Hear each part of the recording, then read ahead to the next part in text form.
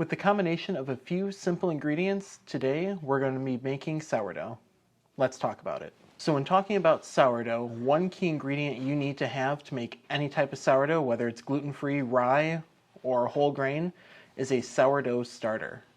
And today, that is what we're making. And in order to do that, we're going to be using a few key ingredients.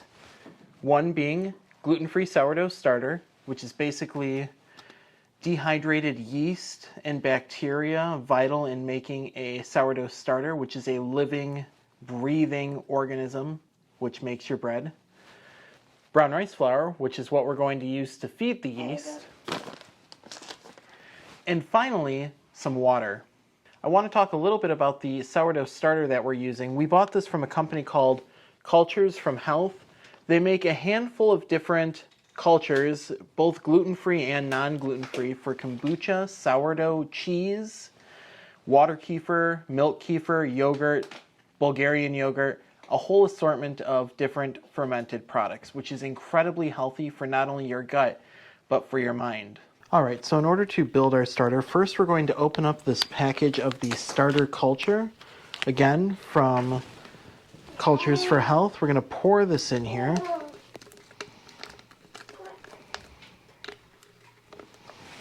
Then we're going to take a cup of our Bob's Red Mill brown rice flour. And for the first day, this is going to call for 1 tablespoon of flour.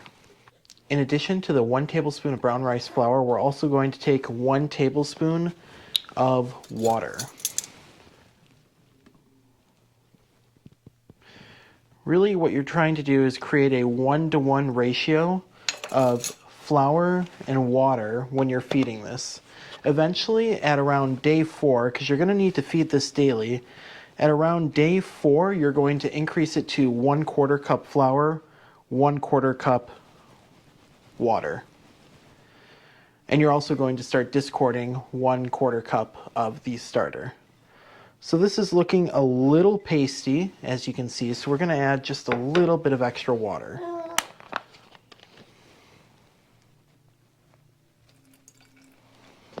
You don't want it to be a paste, you want it to be more of a slurry. So we're just going to shake this up a little bit here.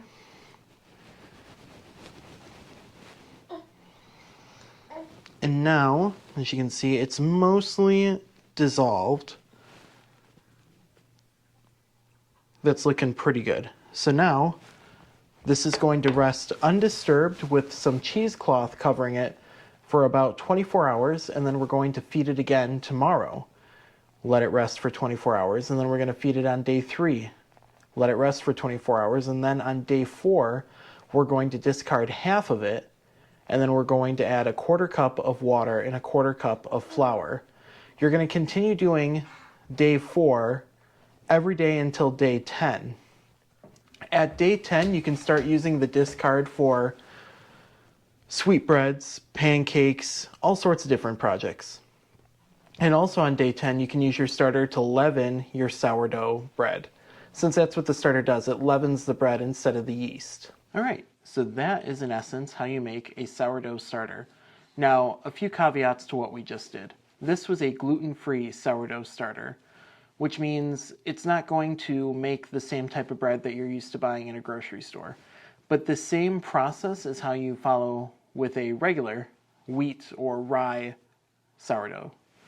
And the measurements are roughly the same. And you increase or decrease the size of your feedings based on how much bread or how much starter you're going to need on a daily, weekly, monthly basis. But that's all we have for now. We're going to show you guys in a few short clips the progress going all the way up to day 10. And then we're going to make another video where we check in with the starter and we make some gluten-free sourdough bread. So until then, we'll see you next time.